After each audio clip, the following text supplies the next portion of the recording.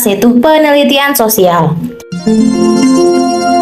Tujuan pembelajaran yaitu peserta didik diharapkan mampu mendeskripsikan proses berpikir dan penelitian sosial, mampu menentukan topik penelitian dari keragaman gejala sosial sebagai fokus penelitian, menyusun rancangan penelitian sosial, menyusun instrumen dan melakukan pengumpulan data penelitian, mengolah dan menganalisis data penelitian. A. Hakikat penelitian. Manusia mulai mencari pengetahuan-pengetahuan baru yang mampu memberikan solusi terhadap berbagai masalah dalam hidup. Salah satu cara manusia memperoleh pengetahuan baru adalah melakukan proses berpikir yang diterapkan pada penelitian. 1. Proses berpikir atau penalaran. Penalaran adalah suatu proses berpikir untuk memperoleh kesimpulan yang logis berdasarkan fakta yang relevan. Sebagai suatu kegiatan berpikir, penalaran memiliki ciri-ciri secara logis dan analitis. Penalaran dibagi dua, yaitu deduksi dan induksi. Deduksi yaitu proses penarikan kesimpulan dari hal yang bersifat umum ke hal yang lebih khusus. Sedangkan induksi yaitu metode pemikiran yang bertolak dari peristiwa khusus untuk menentukan hukum umum. Kesimpulan menjelaskan fakta dan fakta mendukung kesimpulan. 2. Pengertian penelitian. Menurut Marzuki, penelitian adalah suatu usaha untuk mengumpulkan, mencari, dan menganalisis fakta-fakta mengenai suatu masalah. Menurut Supranto, penelitian dari suatu bidang ilmu pengetahuan adalah kegiatan yang dijalankan untuk memperoleh fakta-fakta atau prinsip-prinsip dengan sabar, hati-hati, dan sistematis. Dapat diambil kesimpulan sebagai berikut. Penelitian adalah usaha menarik kesimpulan yang dapat dipercaya kebenarannya yang dilakukan dengan sadar dan teliti menurut prosedur ilmiah tertentu. Penelitian adalah aktivitas ilmiah yang menggunakan metode ilmiah logis dan sistematis untuk menguji satu atau beberapa hipotesis terhadap satu atau beberapa masalah di dalam dunia empiris melalui pengumpulan data. Kegunaan dan syarat penelitian. Kegunaan penelitian yaitu memperkuat ilmu pengetahuan, membina dan mengembangkan ilmu pengetahuan. 3 syarat penting penelitian yaitu sistematis, terencana, dan mengikuti prosedur ilmiah. Sistematis yaitu penelitian dilaksanakan menurut pola tertentu dari yang paling sederhana sampai yang paling kompleks hingga tercapai tujuan secara efektif dan efisien. Terencana yaitu penelitian dilaksanakan secara sengaja dan langkah-langkah pelaksanaannya sudah dipikirkan sebelumnya. Mengikuti prosedur ilmiah mulai dari awal sampai akhir kegiatan. Penelitian dilakukan menurut cara-cara yang sudah ditentukan, yaitu prinsip memperoleh ilmu pengetahuan. Jenis-jenis penelitian ada 5, yaitu berdasarkan tujuan, berdasarkan metode, berdasarkan pemberi informasi, berdasarkan jenis data, dan berdasarkan tempat pelaksanaan. Berdasarkan tujuan dibagi 2, yaitu penelitian dasar dan penelitian terapan. Penelitian berdasarkan metode yaitu penelitian historis, penelitian survei, penelitian eksperimen, dan penelitian observasi. Sedangkan penelitian berdasarkan taraf pemberi informasi yaitu penelitian eksploratif, penelitian deskriptif, dan penelitian eksplanasi. Penelitian berdasarkan jenis data ada 2, yaitu penelitian kuantitatif dan penelitian kualitatif. Dan penelitian berdasarkan tempat pelaksanaan, penelitian laboratorium, penelitian lapangan, dan penelitian perpustakaan atau kepustakaan. 5. Pendekatan penelitian.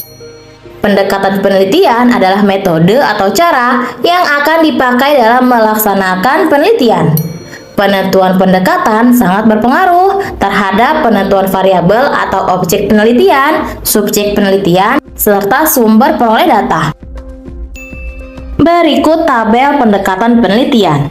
Dilihat dari aspek masalah yang diteliti, kuantitatif menekankan beberapa variabel, sedangkan kualitatif menekankan banyak aspek dari satu variabel.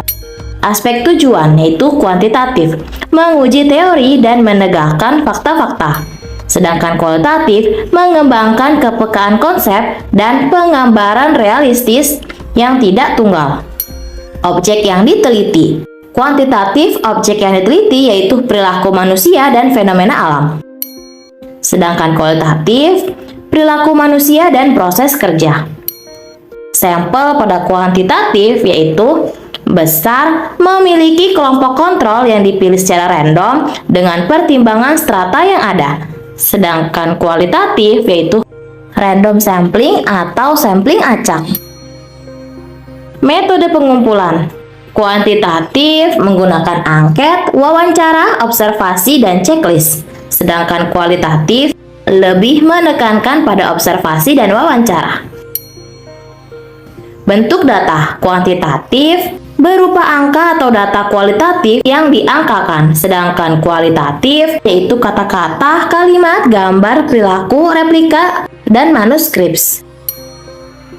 Sedangkan menurut sifatnya, pada kuantitatif, deskriptif, komparatif, asosiatif, sedangkan kualitatif yaitu sifatnya deskriptif.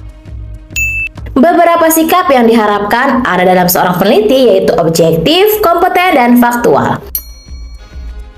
Objektif yaitu dapat memisahkan perasaan pribadi dan fakta, bekerja sesuai dengan data yang diperoleh di lapangan, dan tidak memasukkan perasaan pribadi yang sifatnya subjektif. Kompeten, memiliki kemampuan untuk melakukan penelitian dengan menggunakan metode dan teknik tertentu. Sedangkan faktual, bekerja berdasarkan fakta yang diperoleh. Cara berpikir peneliti yaitu skeptis, terbuka, kritis, dan analitis. Skeptis yaitu selalu menanyakan bukti atau fakta yang dapat mendukung suatu pernyataan. Terbuka yaitu bersedia memberikan bukti penelitian dan siap menerima pendapat pihak lain tentang hasil penelitian. Kritis yaitu selalu mendasarkan pikiran dan pendapatnya pada logika serta menimbang berbagai hal secara objektif. Sedangkan analitis selalu menganalisis setiap pernyataan atau persoalan yang dihadapi. Tahap-tahap penelitian. 1. Penyusunan rancangan penelitian. Menentukan masalah atau topik yang diteliti. Melakukan studi pendahuluan. Merumuskan latar belakang masalah. Merumuskan masalah penelitian. Menentukan tujuan dan manfaat penelitian. Menentukan landasan teori. Merumuskan hipotesis. Dan menyusun metodologi penelitian. 2. Pelaksanaan penelitian, yaitu menentukan dan menyusun instrumen penelitian, mengumpulkan data dengan cara survei, wawancara, observasi, diskusi kelompok terfokus, dan studi kepustakaan. Kemudian data tersebut dianalisis. 3. Penyusun laporan penelitian. Ada bagian pendahuluan, isi laporan, dan penutup. Bagian pendahuluan yaitu terdiri dari judul, kata pengantar, daftar isi, daftar tabel, gambar, dan grafik. Isi laporan terdiri dari pendahuluan, kerangka teoritis, metodologi penelitian, hasil penelitian, kesimpulan, dan saran. Dan terakhir yaitu penutup, terdiri atas daftar pustaka, lampiran, dan indeks. 4. Mempresentasikan laporan penelitian. Laporan hasil penelitian yang telah selesai disusun sebaiknya dipresentasikan dalam forum diskusi kelas. Tujuan dari kegiatan diskusi adalah untuk memperkuat isi laporan sebelum laporan hasil penelitian dipresentasikan kepada kalangan yang lebih luas melalui kegiatan publikasi. 5. Publikasi laporan penelitian. Menurut Maylor dan Blackmon pada tahun 2005, mengatakan bahwa dalam publikasi hasil penelitian, peneliti hendaknya mempertimbangkan beberapa etika penelitian berikut, yaitu menjaga privasi subjek peneliti dengan tidak mempublikasikan informasi pribadi dan rahasia. Data dan hasil analisis penelitian dipublikasikan dengan jujur. Berhati-hati dan teliti dalam menganalisis data untuk menjaga kualitas hasil penelitian. Oke, cukup materi tentang penelitian sosial.